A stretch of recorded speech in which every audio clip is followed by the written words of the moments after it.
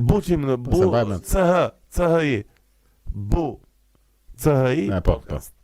Më ka thënë që Lul Basha mendonte që Çamëria ishte e kohës ilire, dhe thoni ama se janë këta që duan tokat ilire. Pse duhet të ketë frikë njeriu nga kjo lloj gjëje? Edhe un kam ndërmend të krijoj generational wealth, ase kam fare frikë si gjë. Shikoje çfarë të sjellë pa vetëdijshmja jote, si e dallon këtë gjë? Një, kur je duke bërë punë rutinë, për shembull larja dhëmbe, larja pjatave, ADHD, OCD, depresion, ankth, BPD, nuk i besoj shumë këtyre etiketave. Por që ka një çrregullim, një çbalancim të gjërave të mrokllave këtu brenda dhe të kimikateve këtu brenda, nuk është ne problemi i madh. Mirë thon ata, fukarallëk maskarallëk. Unë nuk po them se jam veti i pasur, po e kuptoj mentalitetin e disa të varfërve që meqë s'kam unë mos ket tjetri. Meqë s'kam unë në shtëpi mos ket askush prona. Jo vaj bëri një veri që ja hoqi pronën private dhe e rishpëndau. Jo më vlla, një sekond. Buçim në bu CHI. Bu CHI podcast.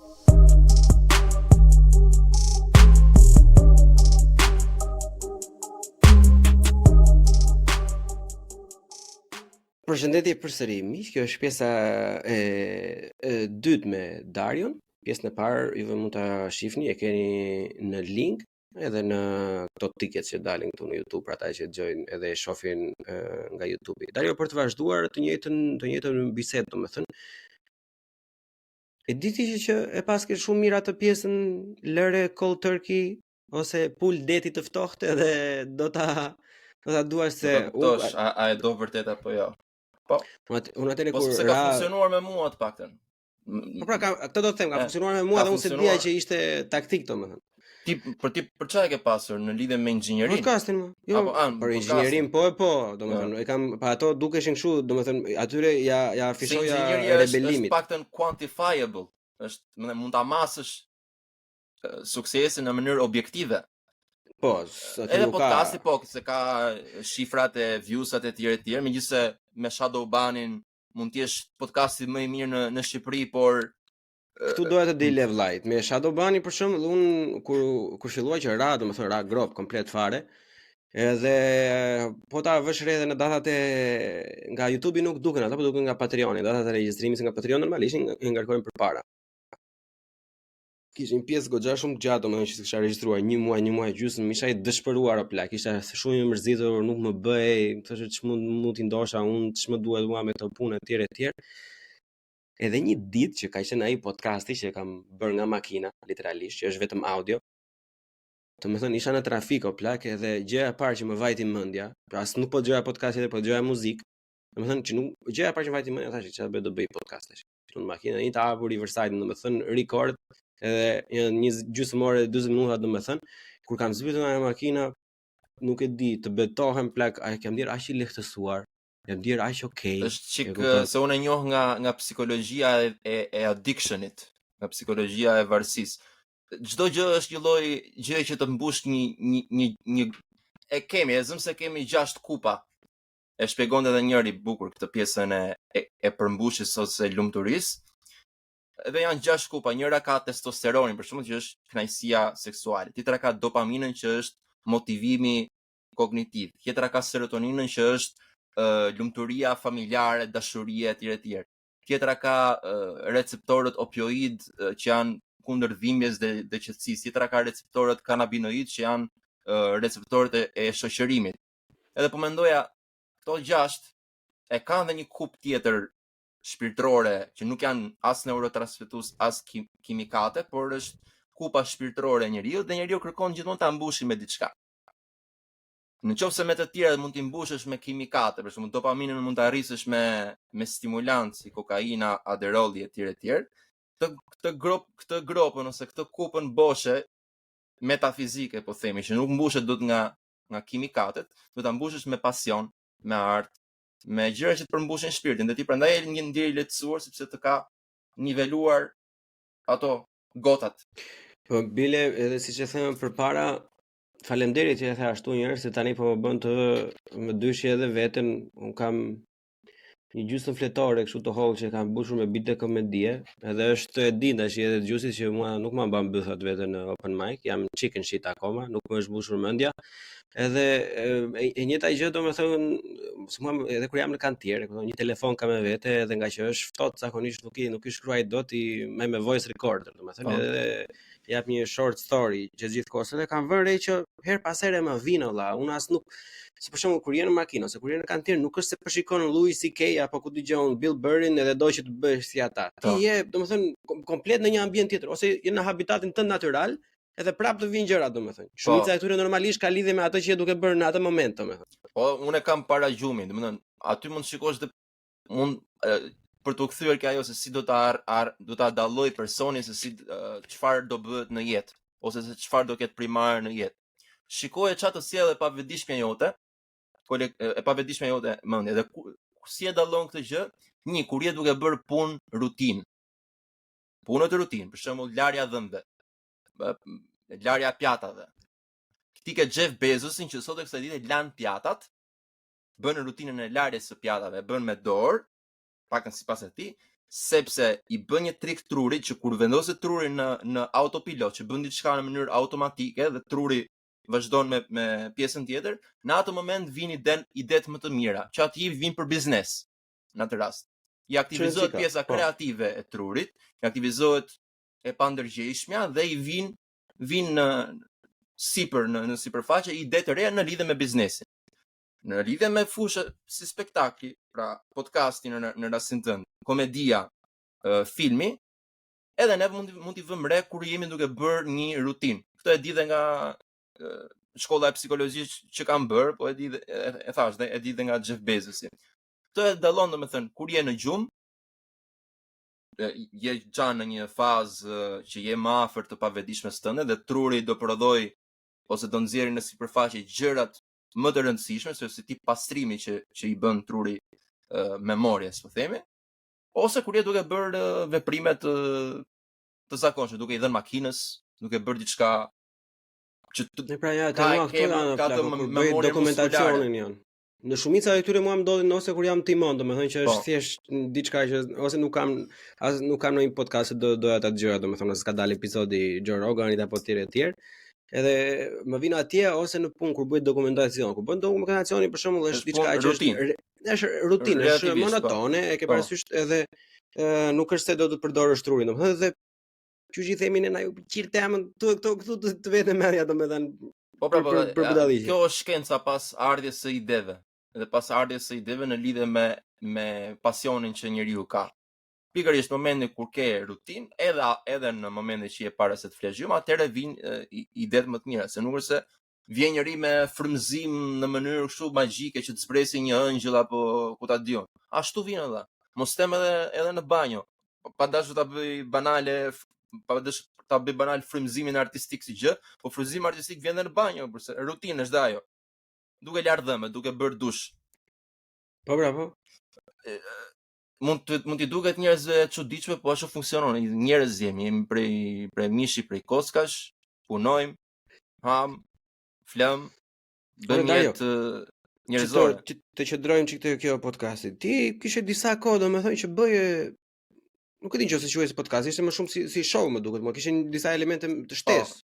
Po, ishte më shumë emision i strukturuar, merrshim nga një temë. Me atë djalin me atë vajzën më shumë tjetër, domethënë Albin dhe Afjolën. Po e lam se nuk mund ta bëja pastaj vetëm. Ishte edhe çik faji im sepse i mësuar me rolin e regjisorit, nuk e mora parasysh që ka tjetër mënyrë komunikimi, realizimi i një spektakli të atij formati në raport me realizimin e një filmi, se në film kur je regjisor pret që të marr që këshillat e tua të merren si direktiva. Në atë format nuk ndodh diçka e tillë, sepse ishte faji im që nuk isha mjaftuar shumë i qartë ndoshta me kolegët. Po edhe nuk ka qenë në momentin, disa gjëra ti sjell fati ose Zoti në mënyrë të tillë dhe të mbyll një derë këtej dhe të hap një derë andej. Kështu që nuk është se e vras. Mendon se është e përkohshme apo e përhershme? Do ta rivizitoje në të ardhmen përsëri? do ta rivizitoja si mundësi, po mendoj që ishte thjesht një përvojë për të parë se ku jam, a jam në gjendje të realizoj një emision vet, po do t'i rikthesha ndoshta në një formë tjetër, pak më serioze, pak më të koordinuar, se ne morëm çik kështu, duke vendosur 3 kamera atje, duke i dhënë rekord të trejave njëkohësisht, duke vendosur mikrofona dhe pastaj duke bërë montazhin më vonë, pra zgjodha rrugën më të gjatë për të bërë diçka që mund të bëj shumë thjesht me celular, po themi, ose me laptop ose me live stream. Podcasti ka atë që duhet ta mbash në fillim sa më thjesht, domethënë. Bravo. Ky është dhe gabimi dhe fillova duke u lodhur, duke u bërë burnout, se rria xhiroja zëm të shtunën, të diel, të hënë, të martë, montoja pa gjumë dhe të mërkurën ose të njëjtën e postoja. Po ta bësh një herë në javë këtë, aq është java. Më kupton? Unë e di se heq në kuriz vetë dhe përpara se të bëj atë abonimin domethënë në Riverside që gjysmë u mësua edhe nga Patreonët, nga babuçet e Buçi Podcast, që përshëndesim gjithë, faleminderit shumë. Plak shkurtimi i kohës direkt për gjysmë, domethënë sepse ai e ka transkriptimin me AI. Ti normalisht të gjithë tekstin në tërësi do e editosh vetë, sepse AI në gjuhën shqipe ti e di se si është.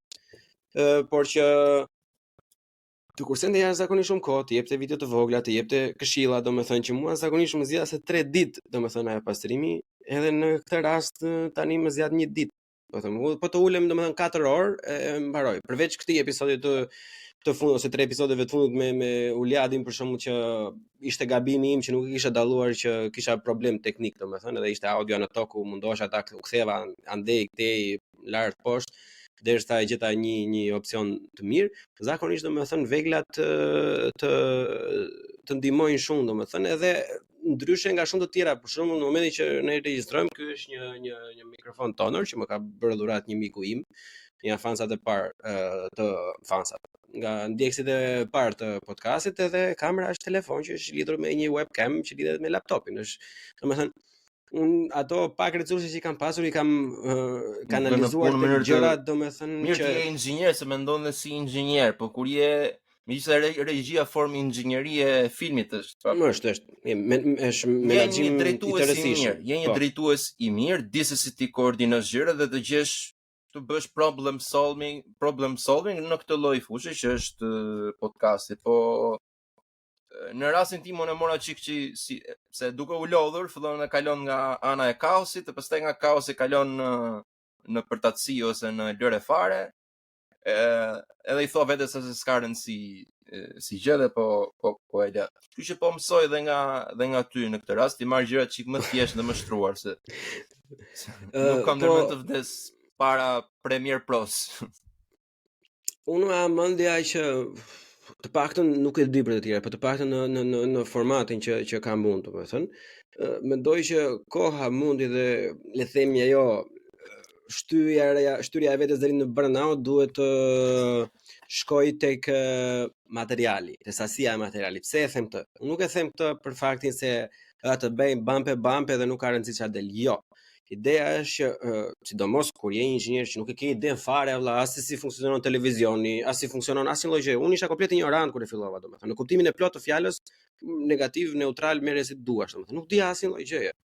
Por në momentin kur ke material mjaftueshëm me të cilin duhet të punosh, ndihesh keq ta lësh barr aty, domethënë që mos të bëhet asnjë gjë, edhe detyron veten, pastaj thosh që dale valla se unë e bëra këtë, fola 1 orë, fola 2 orë, pse mos nxjerrun diçka të bukur nga kjo. E fillon provon gjëra të reja, domethënë do vi koha nesër pas nesër që edhe do delegosh. Tani po ecin gjëra të mira, ashtu që kam qef unë të vej, unë dua që ta delegoj faqet e social media, unë s'dua të merrem fare, nëse do e kisha në dorën time me ato, domethënë. Por që si jemi atje, jemi shumë larg asaj akoma. Deri në atë pikë, domethënë, vetmja gjëja që mund të bëj unë është që të vazhdoj të kem të njëjtin kuriozitet që kam për të biseduar me njerëz dhe të krijoj material mjaftueshëm që ta bullizoj veten që ti editoj, ti pastroj edhe ti postoj, domethënë. Edhe kjo është teknikë e mirë. Bullizimi i vetes, domethënë, për te konotacion negativ. Po është kjo psikologjia politikisht korrekte që ekziston nëpër internet e kështu kundër bullizimit e tjerë, që unë kam bërë psikologji, i lexoj libra psikologjik, po në një farë forme mund të themi që këto metodat tona tradicionale na janë ngulitur sa kemi qenë të vegjël, që e bëjmë gjën duke u motivuar nga diçka që në pamje të parë është negative, si për shembull bullizimi apo tallja apo vendosja në siklet. Ajo që theti më parë, ore nuk e çik se edhe mos këndo më vlla kur e ke zërin e keq. Domethënë këto vlera tradicionale toksike që kemi janë tullsa, janë Se vegla. di në qoftë se, shiko, varet edhe se si i përdor burilleu. Kupton se energjia nukleare është për të prodhuar energji elektrike dhe për të vrarë njerëz, e kupton? Bravo, pra janë vegla që i përdor në mënyra të ndryshme. Unë them, provoj të përdorim këto, edhe frikën. Frika është motivues jashtëzakonisht. Frika ruan vreshtin, thonë plesht. Po. Ta thonë tash jo, po mos ki ankth, mos ki depresion, po më fal, më gjej një njerëz të saktë. Ki ankth dhe luftoje. Ki ankth. Jo luftoje, përqafoje, mësoje se çfarë është dhe ajo energji e ankthit ty të bën të bësh mrekullira, po themi. Ta kanalizosh pra. Po, ta kanalizosh. Kundalini. Quajni çfarë doni, përdorni këtë terminologji të doni, hapja e 7 chakrave, syri tret, gjetja e Krishtit brenda nuk më intereson. Bëjeni. Janë të bësh, po. Darje, po më ke thënë të episodit, nuk e di, të episodi parë, më duket kemi cekur diçka që do të bëje, nuk e di nëse ishte një farë lloj emisioni ose podcasti diçka me RTS-n atë TV-n si quhet tash. Domethënë, apo ndoshta kanë pasur fjalën podcastin ta kalojnë në televizion, po jo nuk e di ke RTS-ja. Mbase më shiksuar mua kot, domethënë. Nuk e di, jo, në televizion, po qofse se kam produktin të hedhur online është e kohë, du ta nis një herë nga para në vetë, domethënë duke ristrukturuar stafin ose duke ristrukturuar formatin, ti bëj çik gjëra çik më të thjeshta nga ana teknike dhe pastaj ta katapultoj në televizion. Po për momentin jam ridashuruar me filmin, le të themi, ose i kam kujtuar vetes që qëllimi im primar është filmi. Dhe dua të bëhem më shumë regjisor se sa këto gjërat e tjera që dhe stand-up komedianin e kam qef. E provova, aq herë sa e kam provuar, kam dalë mirë, disa herë kam dalë jashtëzakonisht shumë mirë, stand-upin e fundit. Mos tregosh shumë modeste, ke dalë goxha mirë domethënë. Vjet, domethënë, do rikthehem dhe si vjet me kismet Zotit se është dhe mësyshi aman, se do shkoja në Zvicër dhe nuk vajta, po nga që nuk thash me kismet ose në dash Zoti. Është dhe mësyshi, është ekziston. Mësyshi is real people. Nëse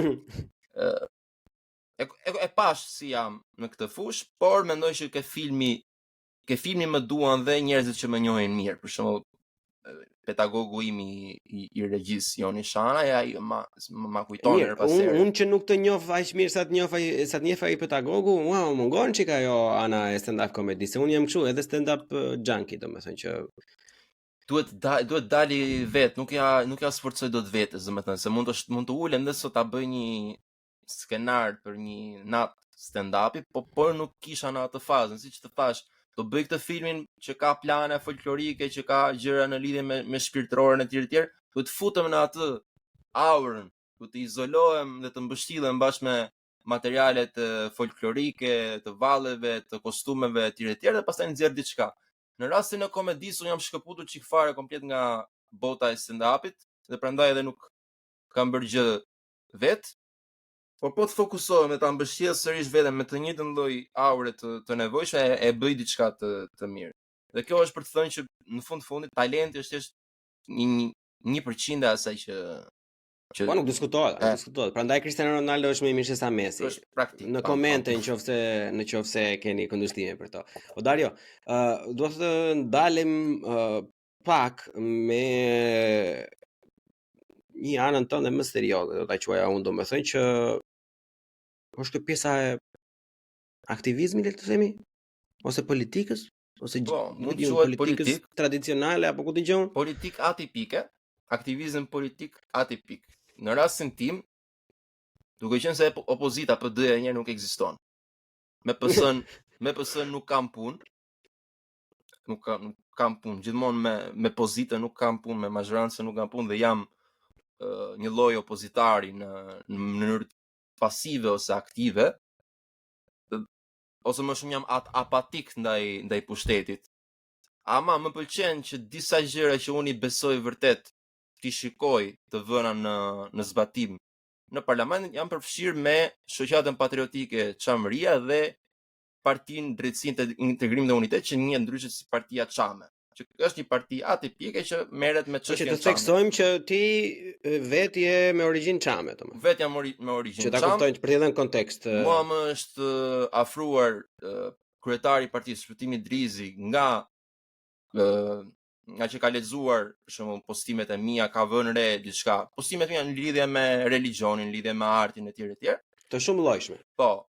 Do të ngacmojnë çik pra. Ka një lloj, ka një lloj afrimi pra nga ana e shpëtimit Drizit.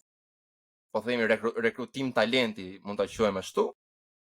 Okej, biseda interesante 2-3 herë. Provoje tash të dalësh të flasësh për çështjen Çame tek X fjalim në parlament. Aty pata fjalimin tim të parë. Si të duk plak? Mu duk e thjesht sepse si ndërtesë, unë e di që ajo ndërtesë në ditët e saj të zakonshme është e mbushur me lloje soj specish. Ndaj të cilëve unë për shumicën e tyre nuk kanë fare respekt, se janë politikanët shqiptar dhe nuk kemi fare, dhe nuk kanë fare pse të kemi respekt. Në atë rast ishte me 90% njerëz dashamirës të çështjes Çame, pra njerëz apolitik, po themi, dhe një pjesë dhe deputet që ishin të ftuar nga të dyja kampet. Ishte dhe Ervin Saliani me sa mbaj mend. Të PD-s dhe të PS-s. Dhe isha i sigurt domethënë që edhe po të ketë deputet, unë për deputetët se vras më ngjen fare. Po s'ka deputet, unë i dua ata që janë deputet, e kam të thjesht të dal para, oratorin dhe daljen për para në sken, e kam zgjidhur si ankth se jam mësuar me stand-up comedy. Atë që po lexoj atë e besoj. Tani kjo është pika kryesore. Se po të dilë atje në një fjalim tjetër, siç bëjnë këto që i këndojnë këngë Edi Ramës, apo thonë që është gabimi i tij më i madh që nuk bën shumë për veten ai sa ç'bën për shtetin.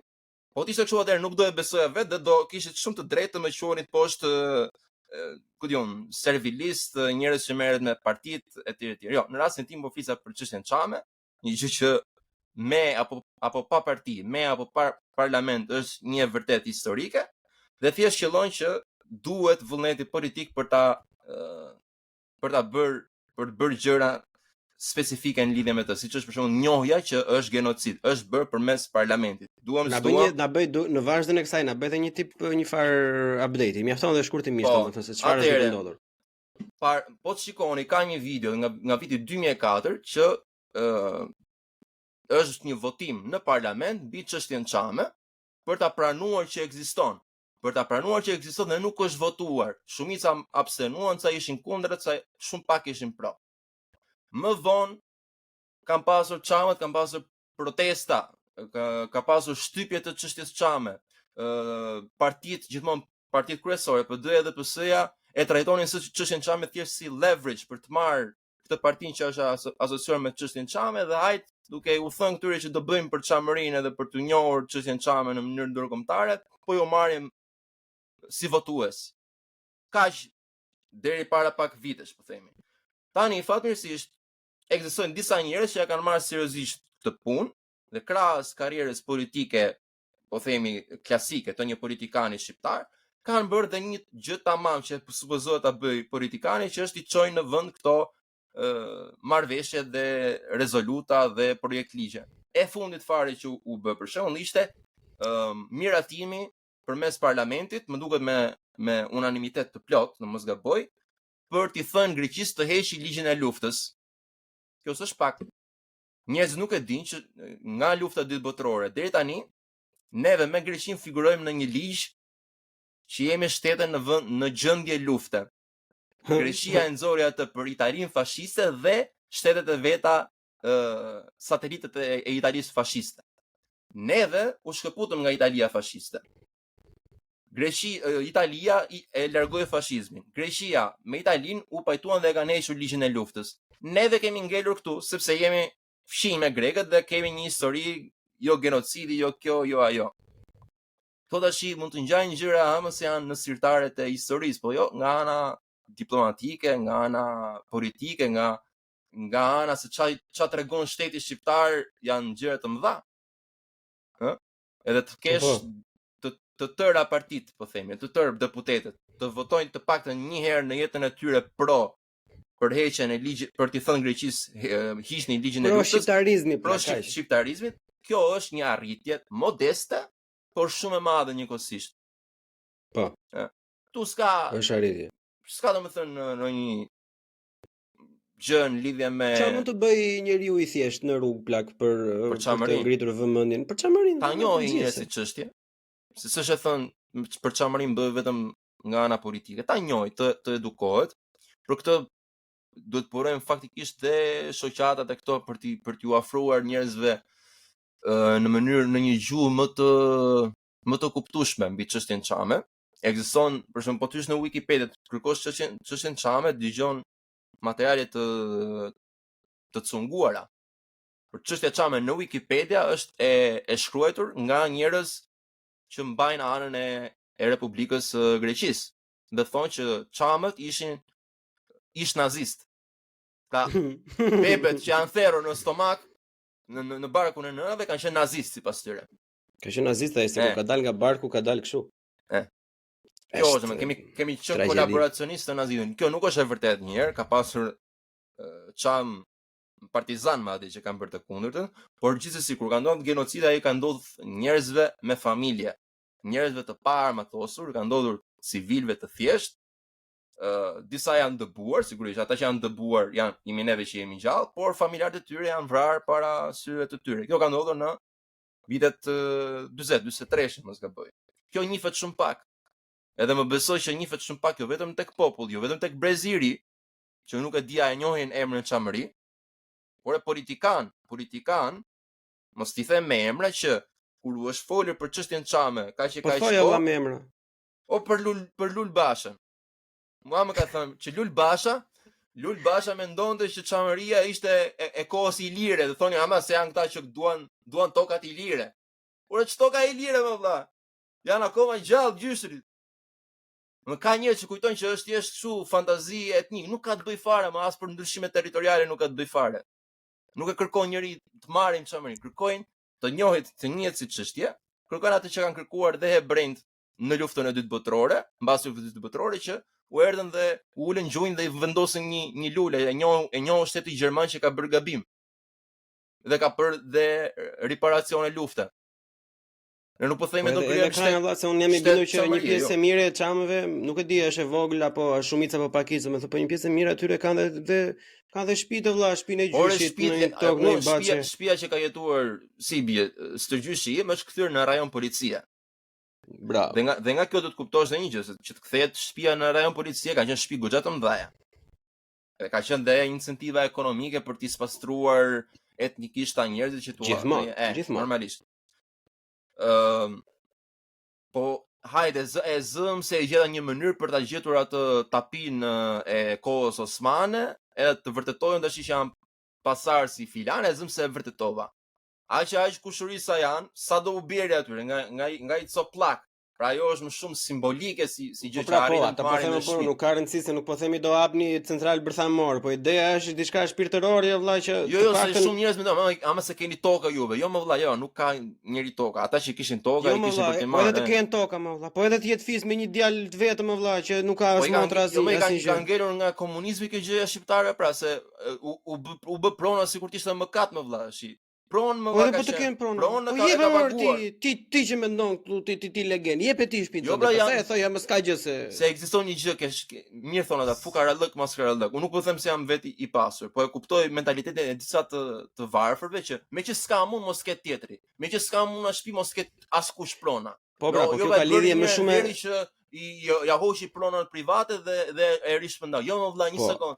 Kanë ekzistuar familje konservatore me taban, familje shumë të mira, që kishin kaq pasuri, por bënin bamirësi dhe mbanin pastaj njerëzit e tjerë që s'kan orë, i mbanin me buke, i mbanin me punë, mbanin me strehim. Po më kryesorja është me punë më plak, se hajde lëre bamirësinë në janë, se bamirësia edhe nuk duan ta sot sa ditë ta thuash. Babai Batmanit, ai ishte i pasur. Po bra po. Edhe Batmania është miliarder. Ekzistenca të pasurve etik, ekzistenca të pasurve të moralshëm është jetike në këtë vend. Ne nuk e kemi këtë, sepse me ardhen Jo e vetëm tranzicionit kaq. kemi krijuar idenë që të pasurit këtu në këtë vend bëhen vetëm ata që janë maskarenj. Kjo nuk është e vërtetë në botë, ekzistojnë familje me name, me tabane që janë njerëz të fishëm, që janë janë të pasur, kaq. Ore se diskutova dhe me Uliadin tek episodi përpara kësaj që po flasim ne tani, valla. Kanceri i këtyre socialistëve kjo është, domethënë që nuk arrin të pranojnë që shumica e të gjitha gjërave të mira që kanë ardhur kanë qenë nëpërmjet minimumi nëpërmjet duarve të familjeve fisnike. Se kanë bërë që ishin të pasur apo nga tregu i hapur nuk ka rëndësi. Ideja është që ata kanë qenë në predominancë. Të dyja bashkë, unë paktën e kam dhe fetarisht prona dhe tregtia e lirë janë ndër 5 gjërat që Islami i llogarit si të shenjta, si gjëra që i mbron kushtetuta islame, sheriati që njeh, pra ligji islam, janë gjëra të shenjta, prona dhe tregtia. Profeti Muhammed ka qenë vetë tregtar. Pra, vjen nga një traditë merkantile. Tregtia pa tregti nuk ecën para bota, më pse si kujton se është, thjesht punon në një vend. Ata e bën pula gjithë e shem birçeni, thonë janë gjakpirsa burrë të gjithë. Jeton dhe jep taksa dhe do të dalë dikush një inovator nga hiçi dhe do të bëj ty gjëra fantastike. Po mirë, mo Leonardo da Vinci kush e financonte? A nuk ishte familja Medici patronët e vërtet, Patreonsat e atërshëm, nuk ishin ata? Po, babuçet e atij. Po pra po, fiks. Pse duhet të ketë frikë njeriu nga kjo lloj gjëje? Edhe un kam ndërmend të krijoj generational wealth, ase kam fare frikë si gjë. Po, krijoj generational wealth. Të gjitha ato duan të bëjnë valla. Edhe ti siguroj brezat e mi dhe njëkohësisht dashuria ndaj artit, ndaj kulturës qëndron atje, edhe moralisht nga ana etike morale je në rregull, thjesht ke ca para më shumë se sa njerëz të tjerë, sepse di ti menaxhosh më mirë. Kjo është filozofia e të qenurit i pasur. Nuk do të ndalen te kjo skamja në kokë, domethënë se ai që zari fare këtë. Skamja në kokë. Unë ndiem jashtëzakonisht i pasur. Në mendjen time jam i pasur. Unë jetoj si miliarder në mendjen time. Nuk ekzistojnë ngërçe dhe stërkëmça të vendosur kryesisht nga burokracia dhe nga shteti dhe nga njerëzit të varfër, më shumë nga aty vinë stërkëmçat, se nuk vinë nga miliarderët që e kanë zgjidhur jetën e tyre. Por unë jetoj me mentalitetin e një personi të pasur dhe nuk e kam fare. Po normalisht burim mirë, valla, jemi duke marr frym, familja është në rregull, shfalo Zot, jemi gjallë, burë para fare nga aty fillon çdo gjë. Po që e përmendë çik më parë aty, po doja të pyetja shkurtimisht, ore. Më fikson ndonjëherë valla me ato shkrimet në Facebook edhe që po thon kështu, domethënë, ndonjëherë domethënë që si bëra screenshot atëre ishin ca domethënë që ishin jashtëzakonisht shumë çuditshme, pastaj janë ato normale për shkakun që janë mendimet e tua, kritika gjëra domethënë, po janë disa gjëra që ADHD-s. Ajo ka mundësi domethënë kaloj në tangente kështu pa kalon në tangente, domethënë ndonjëherë disa ishin kështu borderline vulgare, domethënë kështu ofenduese për një grup të përcaktuar njerëzish, domethënë edhe kur lexon, domethënë unë që kanë folur përpara me të, domethënë që nuk je thjesht një rresht shkronjash në social media, thoshë ore valla, po ky çka ka valla, çka ka ndodhur valla, pse na thuaj na një gjë më shumë valla, se ajo kjo formati i shkurtër i tekstit më shumë të lë me pyetje se sa të jep përgjigje. Kam edhe unë një çik të vesin e të qenurit provokues, po e kam zbutur një çik se pra e kam si mënyrë për t'i marrë vëmendjen njerëzve duke tejkaluar ose duke shkelur disa norma shoqërore, norma komunikimi etj. Po nuk e bëj asnjëherë me dashakejsi, asnjëherë e bëj nëse do jap një informacion, ta jap në mënyrë argëtuese. Për shembull, mos e ke fjalën për atë postimin me personat që shikojnë Big Brother apo jo? Jo, nuk mama, ishte diçka që kishte lidhje me fen, në një mënyrë apo në një tjetër nuk më mbahet mendja, domethënë, po ishte goxha e fortë në formulim. Mos ishte për lëvizjen e Deçanit. Bën vaki ka qenë ajo, nuk e di. Mund jetë në atë lloj konteksti, po për shembull e zëm se kanë folur për katolikët, po thua. Apo Nuk e di plak, se unë tani vetëm të do të them japësh kod. me shembull konkret, kështu se Pikërisht pra, prandaj unë të Po. kërkova falje para se ta nisja këtë që si kisha bërë screenshotet domethënë, që më që ti dërgoja. Më duhet, po gjithsesi edhe nëse ngjan si kur jam duke sulmuar një grup të caktuar njerëz, nuk është fare ajo. Dhe në atë moment që jam duke shkruar atë, jam duke folur me një shokun tim të ngushtë që i përket atij grupi. Dhe që qesh me të njëjtën gjë që kam shkruar unë. Jo, edhe unë qesha domethënë, po unë kur qesha literalisht po e përfituroja në kokën time ato le të themi këto kryqëtarët e tastierave domethënë që ikën kështu që bën të kuqe të dalin kështu tym nga veshët, e kupton? Po imagjinoj edhe ashtu, po ç'a pele kjo, imagjino ç'a trazira shkakton kjo fjali kështu domethënë. Po që Nëse ajo është gjë e mirë, edhe unë ma kam bërë kritika disa persona, edhe kohët e fundit i kam vënë detyrë vetes të shkruaj më shumë për të vetë një fakt, sepse unë besoj ato që Jordan Peterson thotë që është shumë e bukur të flasësh e të kesh mendimin në kokë, po shkruaj një herë dhe atëherë e shikon që vërtet what the fuck you're talking about. Është nuk ka lidhje fare me njëra tjetrën. Unë më ka parë bytha keq për herë të parë kur kam provuar të bëj monolog plak. Kur kam provuar të shkruaj monolog ka qenë o zoti i madh, nuk e di, u bëra po kështu si vilani, si debulez një moment, domethënë se kisha ai shumë gjëra, unë nuk e di, kam se kështu OCD e di që e kam, po to e di zira çfarë gjërash janë, domethënë nuk e di valla, nuk më mjafton koha për ta hedhur në letra atë që kam në kokë, edhe gjysma ti haroj duke shkruar. Kjo është keqe se në qoftë se nuk e mban, nuk nis ta bësh rregullisht. Si gjë fillon dhe humbet si aftësi. Unë kam pasur si aftësi të shkruaja ese kështu për punë 3 minutash. Ore një vit mund të kem ndonjur, 1 vit, 2 vjet pa shkruar ese, edhe tash e kam, po themi 20% më të vështirë se që kam pasur më përpara. Kto janë ato sekretet të trurit, aftësi të regjistruara në software ose dhe në hardware që duhen mbajtur, duhen rifreskuar. Unë për shembull kam pas lexuar i vogël, pastaj gjatë pubertetit dhe deri në adoleshencën e vonë, deri 20 e ca vjeç s'kam lexuar hiç, isha kundra leximit komplet, thoja jam pro filmit dhe jo pro leximit, por tani duke kuptuar që një sekond se fjalori im po fillon të varfërohet. Jam duke u marrë me regji një fushë që ka nevojë për të mësuar se si është struktura e shkrimit, kam nevojë të shkruaj, kam nevojë të mësoj si të shkruaj dhe se si të ngjaj gjëja e shkruar në libër, kam filluar të lexoj rregullisht. E kam rutinë time që të lexoj paktën 2 orë në mëngjes, edhe sikur të jetë diçka e rastësishme këtu mbrapa bibliotekës, e marr dhe e lexoj sepse më duhet për trurin plak. Jam mund gjaj kjo është gabimi im, un kam gjysma të tyre që janë këtu pa lexuar. Filloj luaj shah, filloj luaj kështu me luaj tavull që të mbash mendjen aktive, se ndryshe do kalosh në Alzheimer ose në demencë, po ky është realiteti edhe për trut e të rinjve.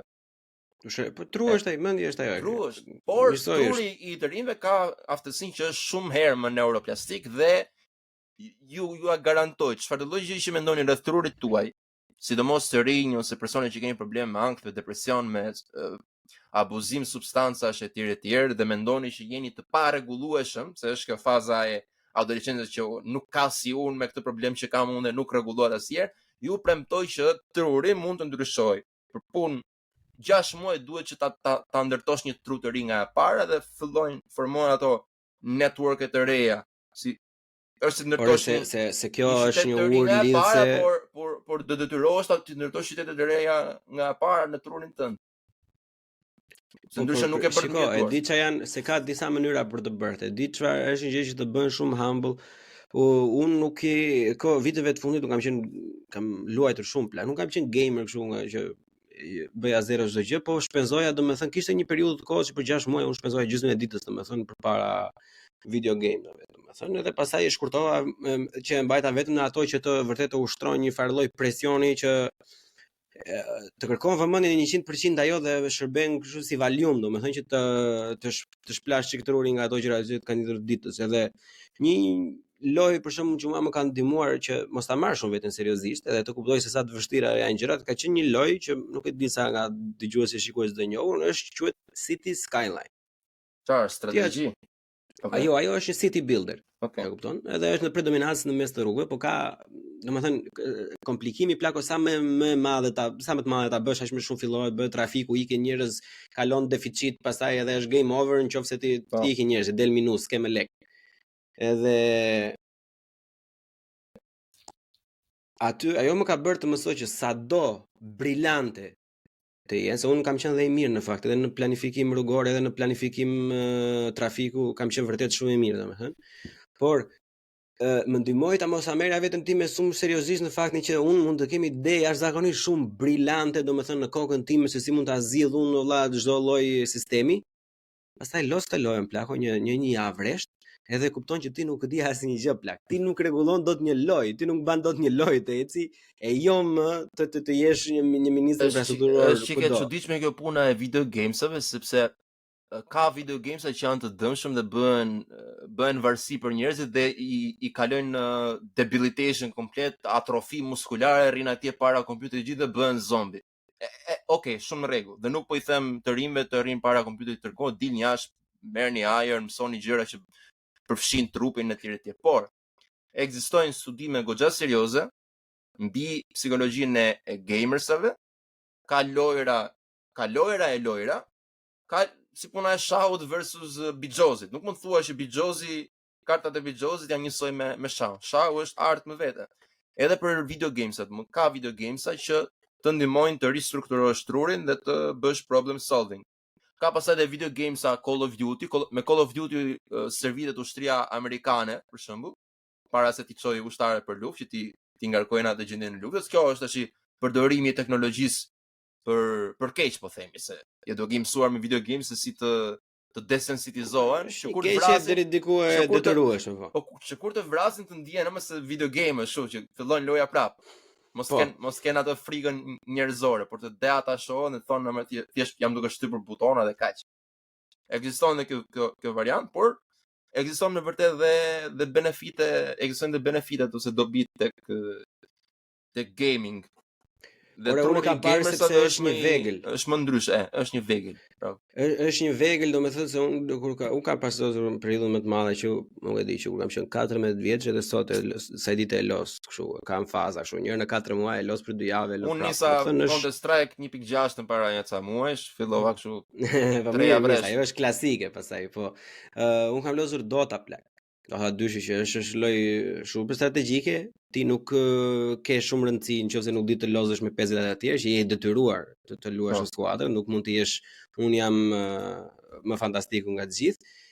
Edhe ato e kam abuzuar sa unë e di, domethënë, ndonjëherë është turp të tregosh sa shumë e kam abuzuar në momentet më të zeza, domethënë, po vitet e fundit, 2-3 vitet e fundit, domethënë, literalisht e përdor kur e kuptoj që vërtet jam në limitet e mia, plak, çfarë bëj, futem, hap Steam-in, shkarkoj dotën se zakonisht nuk e mbaj të shkarkuar. Se është ke parasysh si droga, po të kesh aty. Po e ke aty kur ke dhe ose di do të hapësh se aty, pse se hap tash, e kupton?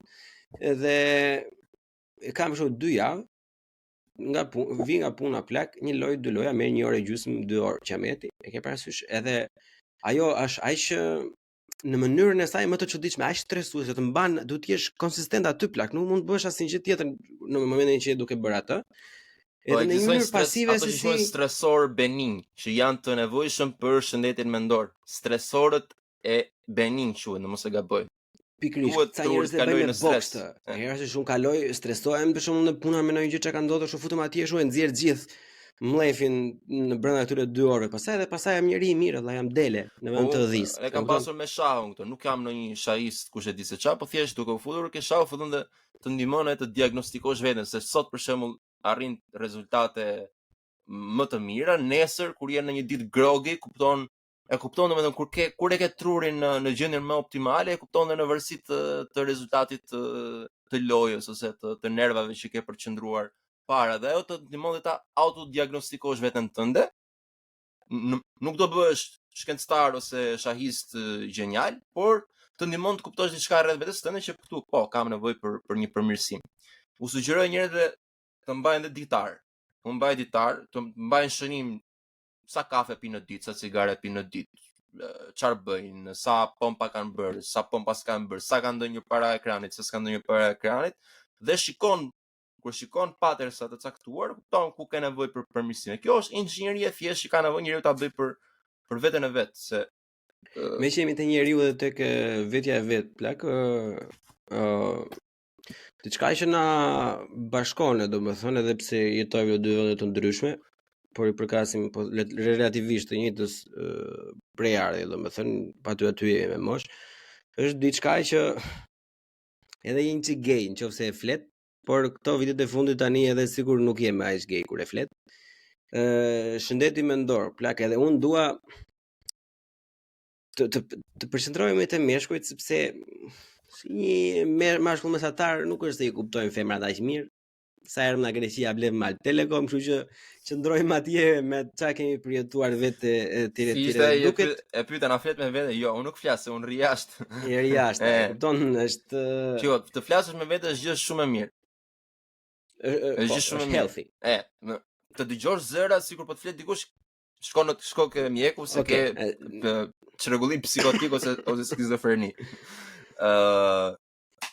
Si që ishë, unë e theme, kam pas dhe kështu si një nga shakat jokesat opener të komedis, që thoja dua t'iki jashtë shtetit, po nuk dua t'iki jashtë shtetit për një ekonomi më të mirë, dua t'iki jashtë shtetit për një shëndet mendor më të mirë. Nuk e di sa feasible, sa fizibilitet ka kjo që ikën jashtë dhe bëhesh me shëndet mendor më të mirë, po e kam fjalën që shëndeti mendor është vërtet. E kam fjalën që shëndeti mendor në Shqipëri është bërnut. Është bërnut. Ekzistojnë shumë pak informacione, njerëzit sidomos meshkuj, se mirë thaj që e konsiderohet kështu si gay që po të shprehesh në një lloj dobësie, por ekzistojnë mënyra për të folur për këtë lloj problemesh pa humbur burrni. Duhet bërë prap burrni të folurit të vërtetës për atë që është. Të takosh shokun tënd të ngushtë, dhe t'i thuash kam këtë hall, pa të dridhur syri. Por mund edhe ta lëshosh një lot në atë moment që po tregon këtë lloj halli kaq të madh, nuk është dobësi, është burrni, sepse je duke pranuar diçka që nuk e pranoje dot vetes deri para pak ditësh. Dario, për të dhënë pak më shumë shije, si dreqin ndryshoi kjo bot nga mashkulloriteti i filozofëve grek, ku pikërisht ishte mashkullore të kishe veten në kontroll. Know thyself, një veten tënde ishte ajo të përkujdeseshe për veten, të gjitha tundimet i kontrolloje, emocionet i kishe në kontroll, e kupton, normalisht ti arish to duhet të kalosh nëpër faza që të flasësh dhe të bësh domethënë drejt sa të arrish atë pikun tënd, që s'ke për të arritur asnjëherë, por që gjithkohës do përmirësohesh akoma më shumë. Si kam thënë nga ajo, domethënë që isha aq mirë vite përpara, plak. U gjendemi në vitin 2024 me gjitha këto mjetet që ne kemi sot. Këto informacione që kemi Sokratin, Platonin, Pitagoran, e kemi të gjithë. Me kemi literalisht 0.2 sekonda larg, e kupton? Mund ta kesh dhe në versionin chat GPT që të komunikosh atë që do të thoshte Sokrati, Pitagora dhe nuk e vendos në punë. Nuk po them këtë specifikisht, po është paradoksi i zhvillimit të tepërt, edhe paradoksi i informacionit të tepërt. Edhe njeriu do të kujdeset çik se çfarë shikon, çfarë konsumon, çfarë dëgjon etj. Dikur.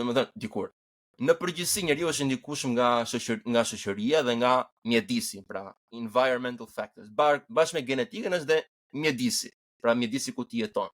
Sot, në 2024, në Shqipëri ku ekziston interneti, nuk mund të thuash 100% që fajin e ka qeveria dhe e ka fajin vetëm mjedisi ku unë jetoj për mënyrën se si ndihem unë nga brenda. Jo, sepse ti jeton paralelisht në një botë digjitale, një botë virtuale që është Instagrami, YouTube etj.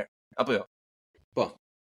Në këtë botë virtuale, në këtë botë digjitale ekzistojnë kanale. Ekzistojnë kanale ku ti mund të shkosh dhe të marrësh informacione pak më të dobishme se sa thjesht argëtimi apo kalimi i kohës, apo vrasja e kohës, se kjo po ndodh, po vritet koha me argëtime pa pikë kuptimi. Njerëzit duhet të kuptojnë që edhe argëtimi dhe konsumi i lajmeve dhe konsumi i informacionit duhet të jetë në mos të dobit, pak në të jetë neutral, mos të jetë vetëm me minus. Sa mendohet se mund të jenë në përqindje nga meshkujt, le të themi 18 deri në 40 vjeç. Me problemet të shëndetit mendor thua. Me problemet të shëndetit mendor. Të çfarë lloj? Si nga ato të fuqishme? Në Shqipëri mendoj që nuk duhet të flasim fare për ato që janë kështu gjëra të diagnostikuara thella si skizofreni. 65-70% e meshkujve kanë çrregullime të shëndetit mendor të lehta, dhe po themi edhe një 25% me probleme të rënda. Tek të lehta po themi çrregullimin e ankthit dhe stresit e kanë të gjithë. pothuajse të gjithë. Nuk njoh njeri sot që thotë nuk kam ankth, nuk kam stres. Apo jo? Jo, asu nuk joh, jo. Nuk po them që nuk është normale. Kjo është problemi, se ta quash çrregullim psikologjik nuk do të thotë që je keq ose je i smur mendor. Pra, po kjo është stigma që je për te pesa, plak, je i çmendur. Jo, as pak. Edhe pesa ka disa psikiatrë që punojnë aty. Tek pesa ekziston një dhomë ku është njëri që mendon se po flet me ëngjë, është i çmendurin, pra është ka një skizofreni, po edhe për atë ka ilaçe dhe për atë ka një terapi që bëhet më mirë. Por po tek pesa një psikiatër mund të takojë një njerëz që në pamje të parë shkon në punë, i ka të gjitha 10-ta në shkollë, ku ta diun ka një jetë komplet normale, por në trurin e tij ka një problem që mund të quhet depresion, mund të quhet ankth, mund të quhet stres etj. Unë nuk besoj shumë tek vendosja e etiketave dhe kategorive, se trish pastaj ti të më diagnostikosh mua ADHD, OCD, depresion, ankth, BPD, nuk i besoj shumë këtyre etiketave. Po që ka një çrregullim, një çbalancim të gjërave të mrokllave këtu brenda dhe të kimikatave këtu brenda, nuk është një problem i madh. Truri ka aftësinë të vetë shërohet dhe të vetë organizohet. Kryesorja është të mësosh të dish se si po jeton, çfarë po bën gabim në mënyrën se si po jeton, çfarë duke i futur trupit ose gojës, po themi, hundve, veshve, syve etj. Dhe ta minimizosh këtë lloj dëmi. Unë mund të them këtë që e kanë shumica, se për ndoshta për substanca, për varësi, për drogë, këto ndoshta mund të jenë njerëz më të pakët. Po, që e kanë shumica e di, është rrini larg pornografisë. Këtë ditë ta them me 1.000.000% që është një nga gjërat më të mira që mund t'i bëni trurit tuaj që tani. Ta lësh pornografinë, po themi. Është një nga gjërat më të mira që mund të bëj një djalë i ri. Do shikoni ndryshime. Ti mendoj që janë të gjithë, ë? Mendoj, po pse shumica shohin porno. Nuk mendoj nga meshkujt. Unë në klasë të 7 kam nisur të shikoj në mënyrë të përditshme. Sot duhet jetë edhe më mosha edhe më e ulët, se e kanë internetin që në djep. Këtë, për pornografin filloni dhe lijeni. Nuk po them no fap, November etj, se janë gjëra ekstreme, do të thotë jemi njerëz. Por po them, jo vetëm nga fakti që është pornografi dhe është art seksuale etj. Vetë si lloj procedure që ti rrin para një ekrani dhe merr këto drita të ndryshme, këto gjëra që lëvizin, këto figura që i quajmë neve imazhe, ajo nuk i bën mirë trurit, se është diçka pasive që po ndodh edhe diçka aktive në të njëjtën kohë. Pra nuk është se je duke prodhuar diçka, je duke vetëm duke marrë informacion që të nguritet në kokë në mënyrë negative, dhe ekzistojnë dhe studime për këtë punë. Po është diçka jo natyrale, për shembull, është një, le të themi, një kënaqësi që ti po e merr pa kryer aktin, domethënë është diçka boshe, që të lë të zbrazë. Të lë dhe me pasojë, mund të lëri dhe impotent. Tash se të gjithë ju meshkuj që por nuk është një turp i madh. Bashkë me Darion, bashkë me mua e di ato që quhet ka provuar heroinë, kokainë të gjitha. Lini pornografinë, se është shumë e keqe, si varësi dhe si drogë. Pra, po do e thoja domethënë që të gjithë ne meshkuj duhet të rrim drejt, domethënë, me buzëqeshjen në fytyrë madje dhe të shohim njëri tjetrin në sy dhe them që kur në momentin ku është ajo që quhet në anglisht post-nut clarity, që ndjen veten si pler. Kupton që je njeriu fundit. Aty kupton domethënë, nëse ke një post-nut clarity dhe ndihesh si mu, domethënë ke një problem me pornografinë. Se okay, në adoleshencë nuk e vëre si gjë. Mirë, po tash kur kalon 23-25. Ore sa janë të rinj ta kuptojnë si gjë ose ti din të paktën rreziqet. Truri është gjë e madhe, nuk është shumë e thjeshta ta manipulosh trurin. Futuni pak edhe tek bota e konspiracionit. Se ka sa gjëra që janë vërtet këto programet MK Ultra, pse Project Paperclip që nazistët gjermanë erdhën në Amerikë dhe importuan ato teknologjitë e tyre ja dhanë Amerikës. Një nga këto projektet që kishin bërë nazistët është që kishin që të gjitha ekranet elektronike të kishin në ngjyrë blue light. Ekziston teknologjia për t'i pasur të kuqe, por nuk e kanë bërë. Pse? Sepse bluja ka tjetër efekt ke truri, që është efekt më i keq, e bën trurin më të sugjestionueshëm, më të kontrollueshëm, më të hipnotizueshëm etj. Pra është një armë në fundit ky ekrani është një lloj arme, është një lloj vegle që përdor edhe si armë, edhe si shërim, po themi, si ilaç. Po. Po janë aq subtle si gjëra, aq të holla, drita blu. Nuk i shkon njeriu në mendjen që drita blu është diçka një valë e rrezikshme për trupin, por ekzistojnë studime për këtë punë, ekzistojnë neuroshkencë. Ama është shumë e vështirë, domethënë ti shpjegosh një adoleshenti që gjërat nuk janë bardhëzi, që janë ose të mira ose të këqija, por janë varësi si i përdor, domethënë është avash ai interes duhet filloj të ngrihet, edhe besoj dhe njerëzit nga materialet që shikojnë, që janë më trendi, po themi, jo po Andrew Tate këto, mundet të futen tek pak te kjo bota e red pillsave, po themi, dhe nga ajo pastaj kalojnë ke gjërat më serioze tek konsumi informacionit të vlefshëm etj. Asa bukur ma ke kapur. Unë mendoj se kjo është një si udhëtim që e marrë një pjesë shumë e madhe e meshkujt, domethënë kalojnë nga këto pastaj ke Jordan Peterson, tek këngëtarë të tjerë. Është një fazë. Edhe dalin në fund pastaj vërtet te filozofët, pastaj tek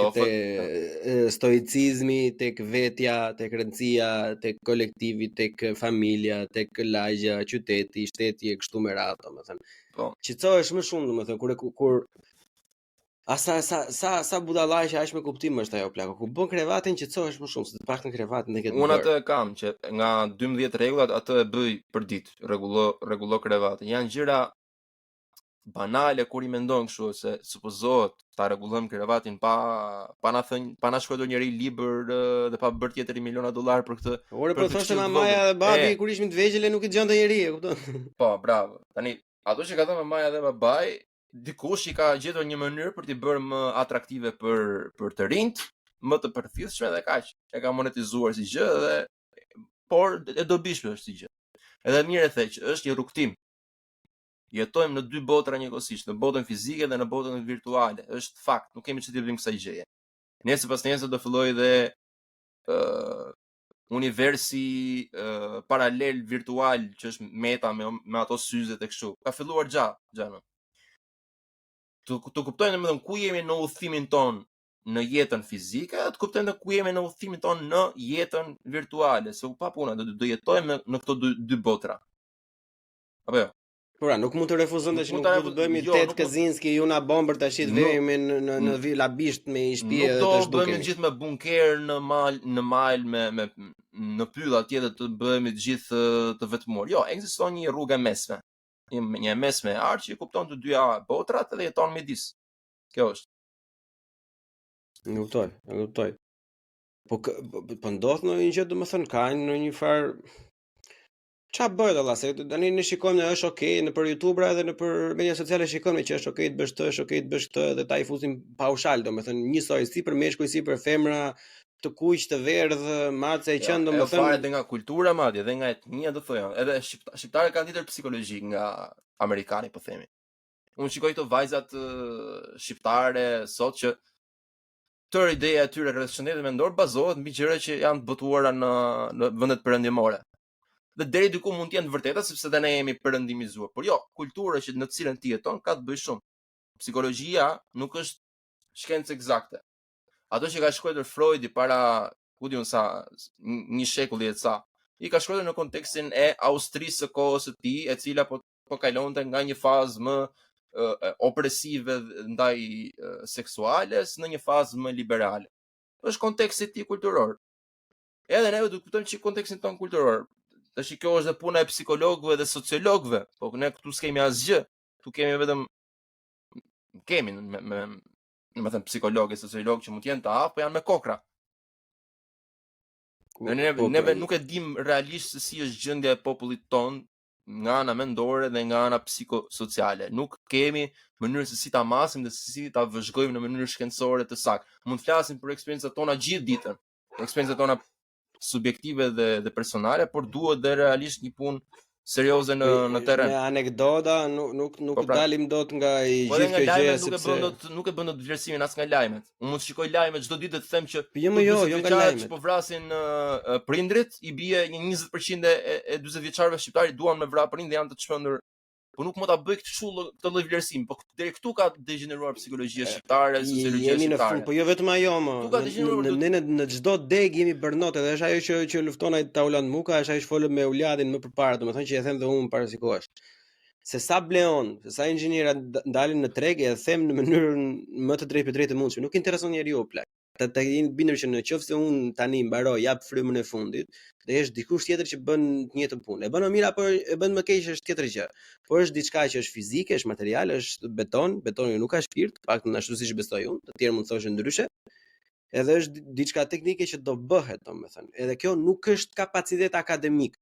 Të nxjerrësh 180 mjek në vit nuk është kapacitet akademik. Kapaciteti akademik është që sa studime bën ti. Ne themi ne nuk kemi shpikur asnjë gjë. Ore ne nuk e dim siç e the ti ku jemi me këto. Studimin tim që unë e konsideroja okay, ma vlerësuar goxha mirë, po unë nuk di kujt ja jap që ta lexoj që është akademik dhe të më japi një rezultat. Nuk ka peer review, studimi im, teza ime e master, nuk ka peer review. Nuk ka më vëlla, se s'ka institucion shkencor real. Pra, është fatkeqësi e madhe për të shmangur dhe çik subjektivizmin, se më kupton?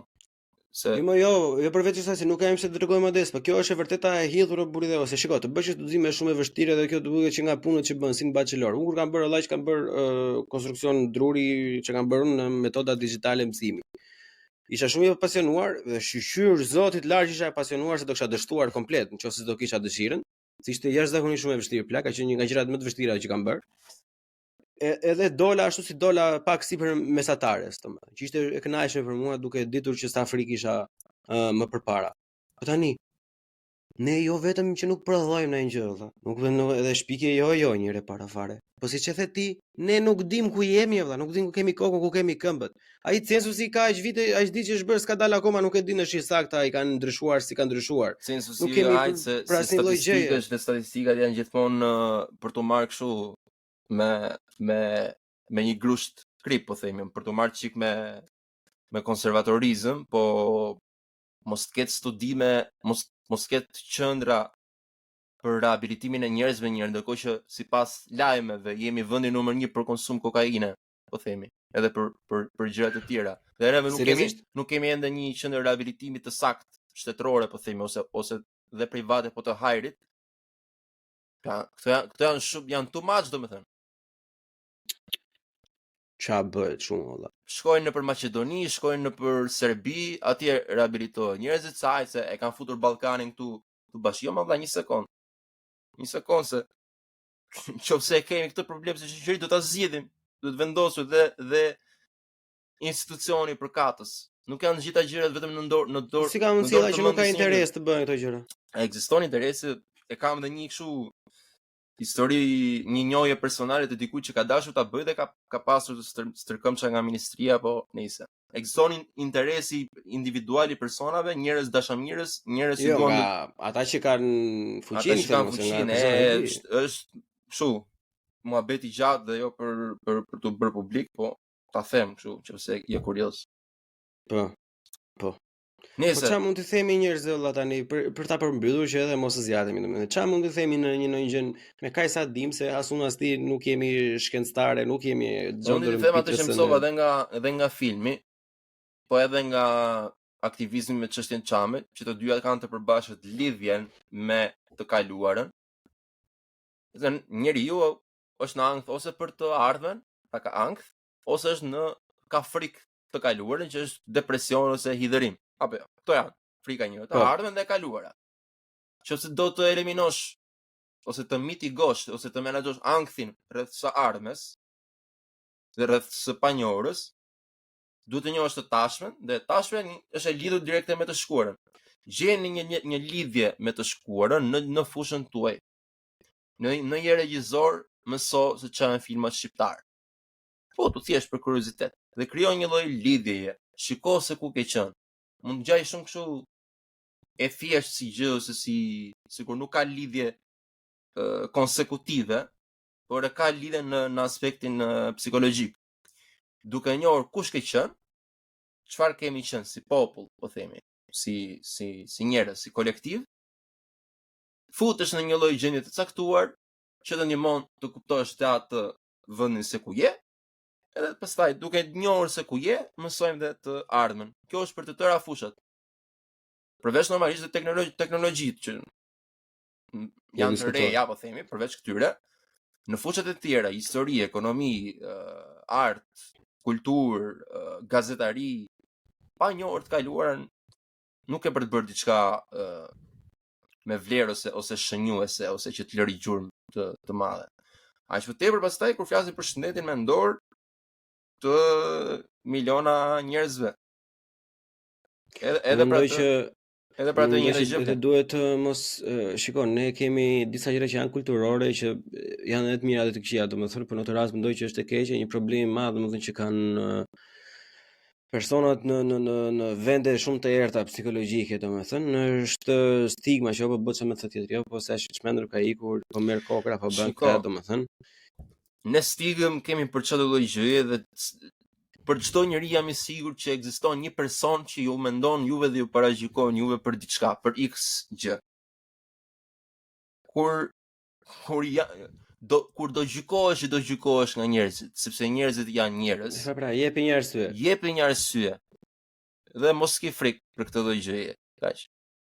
Po edhe janë dhe shiko, stigma ka nga të dy anët. Po sot nuk ka nevojë të dalësh tash nuk ka nevojë të dalin gjithë në publik dhe të thonë kam probleme të shëndetit mendor apo kam këtë hallë dhe nuk di se si të menaxhoj jetën time. Nuk ka nevojë të ndodhi në mënyrë publike etj këto. Njerëzit duke u edukuar, unë përmes Google-it kam rregulluar shumë probleme në jetën time edhe kam bërë dhe shumë dëme në jetën time. Futu nga në Google dhe mëso të edukohu mbi gjërat që lidhen me ty, mos e përdor internetin thjesht për argëtime dhe për gjëra jo të dobishme. Mëso ta përdorësh të vegël që ke për ditë telefonin, internetin, celularin, kompjuterin, drejtë shejtan, në të mirën tënde më dha, kaq, është shumë e thjeshtë. Bëj research të vetes tënde. Njeriu e ka dy pare më që do futet atje, do kërkojë zëm literaturë ose video shpjeguese rreth X simptome të ankthit, depresionit, stresit etj. Personi do e shikojë me një lloj kureshtje atë gjë dhe me një lloj thellësie. Unë mendoj që shiko, në fakt në njerëzve nuk është se intereson shumë se çfarë po ndodh me ty, domethënë, po mendoj që kjo është ja ti imponon vetes, domethënë që po sikur ta marrë vesh tjetri çfarë ndodhet, domethënë, po çfarë do të thoshë që më bën shumë përshtypje se me gjërat që anojnë nga ana hedoniste, domethënë, edhe pse ka paragjykime njerëzit i bëjnë, e kupton? Kur ke tatuazhe je drogaxhi, po njerëzit i bëjnë. Kur vetë në strip club, domethënë je i përdal, po njerëzit vën. E ke parasysh, po kur bën seks para martesës, ku ti gjon çan këto të gjitha të tjera ti prapë bën. Domethënë, me gjërat që ti japin kënaqësi në kohë të shkurtër, domethënë nuk kemi problem të stigmatizohemi me drogë, kokainë, bar, ku dëgjon, alkool që piun, cigare. Parasysh, ka stigma sa duash, domethënë, po nuk jemi okay me këto, ose këto gjëra të tjera që janë edhe më të vështira, janë edhe pak më afatgjata, që nuk ja shef frytet nga sot nesër, po i do minimumi një javë, 2 javë që ti vshtjellësh pllumat prap, e kupton? Me këto gjëra pastaj mendoj se ne ja bëjmë vetes valla, se jo domosdoshmërisht ai komshiu im, ai kush e di ç'a hallesh ka vetë valla. E kupton, imagjino të dalja nga shtëpia dhe gjëja e parë që do bëj ai, po e kupton tash ti. Kjo është pastaj egoizëm i njeriu që mendon që të gjithë janë duke menduar për ty të njëjtën kohë dhe po rrotullohet. Jo, nuk spotlight syndrome domethënë, duket se çdo gjë është e fiksuar tek ti. Nuk është. Mos u bëni aq paranojak, nuk po mendon, pothuajse askush, sidomos për meshkujt. Okej, ndonjë femër po që mund të jemi duke e parë meshkuj për arsye seksuale dhe objektivizuese, po edhe për atë nuk është se po mendojmë se çka ka bërë kjo dhe çka s'ka bërë kjo. Për meshkujt akoma më e pakët kjo vëmendja, ë. Normalisht, është shumë e thjeshtë. Ti vetëm në dy mendje do jesh gjithmonë. Në para fare, paktën sipas mendjes time. Je të Zotit, je gjithmonë mendja e tij dhe të nënës. Të tjerat pastaj janë tjetër. Po, edhe kjo hierarkia e vlerave duhet. Bravo, kjo është hierarki. Do jesh ke Zotin, ke prindrit, ke krijon një hierarki të vlerave të tua, gjërave që beson. Gjithë të tjerat nuk kanë kohë me ty. Në momentin e parë që ti del nga rrethi i parë i gjakut, domethënë, bie interesi dhe vëmendja ndaj teje në mënyrë kategorike plak. Nuk intereson njeriu fare çfarë, e kupton? Nuk je showbiz.